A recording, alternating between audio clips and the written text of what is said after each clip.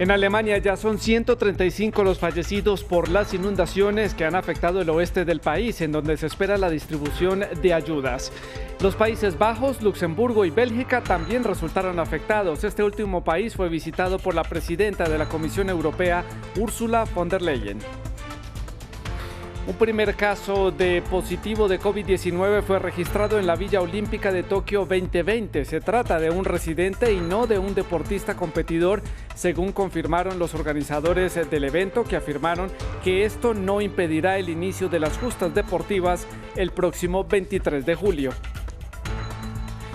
Y el presidente de Siria, Bashar al-Assad, tomó posesión para su cuarto periodo presidencial consecutivo, que se extenderá por 7 años. Al-Assad, quien lleva ya más de 20 años en el poder, gobernará un país devastado por 10 años de guerra civil, inmerso en una profunda crisis económica, sanitaria por la pandemia de COVID-19 y humanitaria. Muy buenas tardes, bienvenidos a las noticias de France 24. Soy Santiago López González, gracias por estar con nosotros a esta hora. Vamos a comenzar en el continente europeo. Las intensas lluvias en Alemania y en Bélgica se han cobrado ya más de 157 vidas, 135 de ellas solamente en Alemania, en donde también hay un centenar de desaparecidos. En este país, tanto los ciudadanos como los militares han dado inicio a las labores de limpieza para extraer el agua de las viviendas y también para recuperar algunos vehículos que fueron arrastrados por el agua.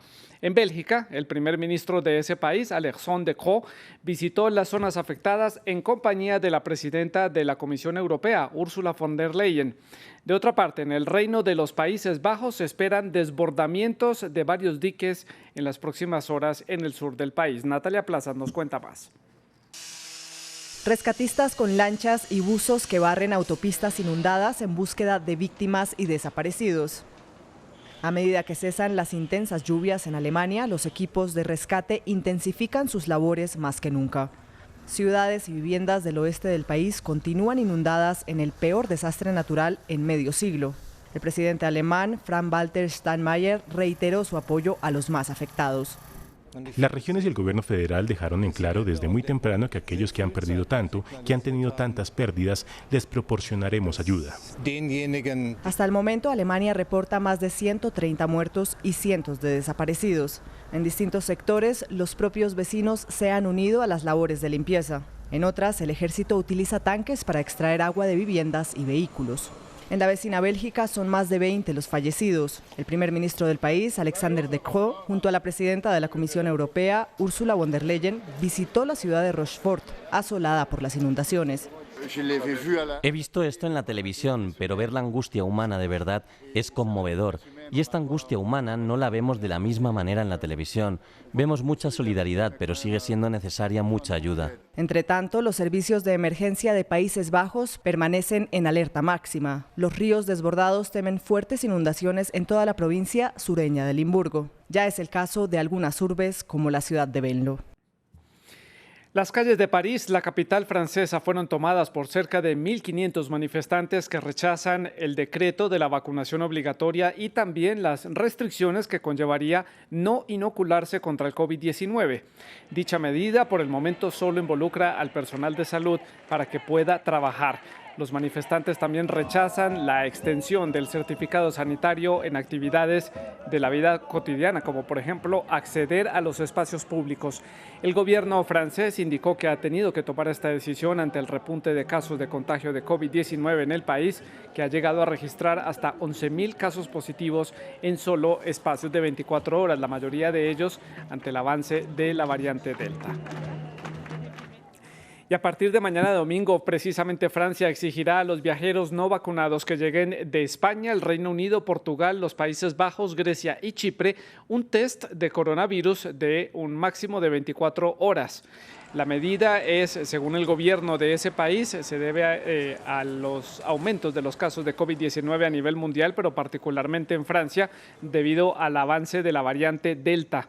Mientras tanto, la lista de países de color rojo también se extiende a otras naciones como Cuba, Túnez, Indonesia y Mozambique. Los ciudadanos de esos países solo podrán ingresar a Francia si viajan por un motivo imperativo. Y los organizadores de los próximos Juegos Olímpicos reportaron el primer caso de COVID-19 al interior de la Villa Olímpica. Los primeros detalles dados por los organizadores indican que se trata de un extranjero, no es uno de los deportistas y ya fue puesto en cuarentena.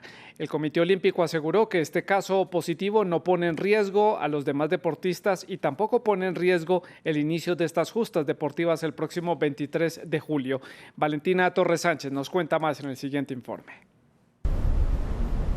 Es el primer positivo en la Villa Olímpica y encendió las alarmas a 6 días de la inauguración del evento.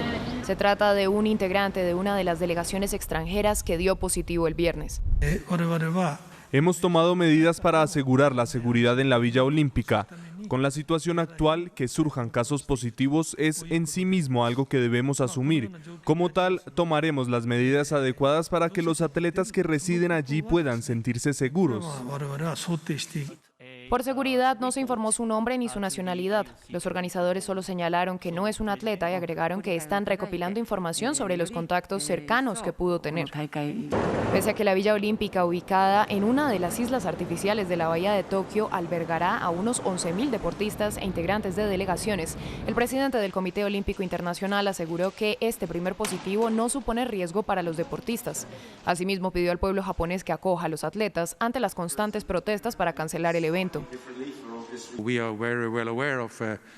Estamos al tanto del escepticismo que tienen muchas personas aquí en Japón. Nos enteramos por los medios y lo deliberamos. Por eso, llamo al pueblo japonés a acoger a estos atletas en la competencia de sus vidas. Este sábado también fueron reportados 14 nuevos casos de personas vinculadas a los Olímpicos, 2 de integrantes de medios de comunicación, 7 de contratistas y 5 de personal de logística, lo que eleva a más de 40 el total de positivos registrados durante el mes de julio de personas relacionadas con el evento. Cambiamos de tema, vamos hasta Medio Oriente. Por cuarta vez consecutiva, Bashar al-Assad tomó posesión como presidente de Siria en un nuevo mandato de 7 años de duración, después de triunfar con un cuestionado 95% de los votos en unas elecciones muy criticadas por la comunidad internacional.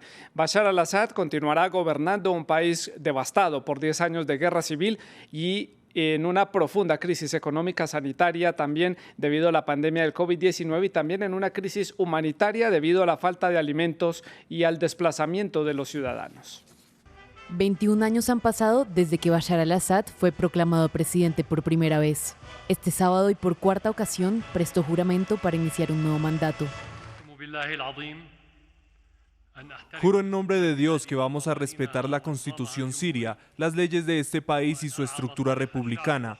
Vamos a velar por los intereses del pueblo y sus libertades, proteger la soberanía de la nación, su independencia, su libertad y la defensa de su territorio.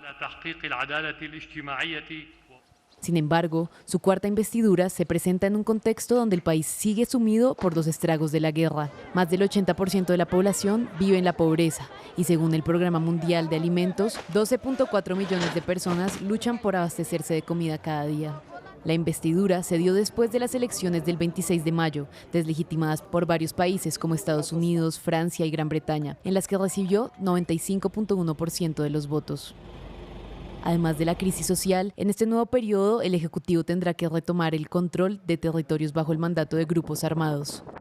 El noreste del país es controlado por la rama siria de Al-Qaeda y sus aliados de Idlib, mientras que las fuerzas kurdas mantienen el dominio en buena parte del este y Turquía y sus representantes sirios controlan la parte del norte. En su nuevo mandato, al-Assad prometió trabajar por mantener estos territorios como parte de Siria y darle prioridad al proceso de reconciliación en el país. Desde el comienzo de la guerra, más de 500.000 de personas han sido asesinadas y más de 12 millones han sido desplazadas.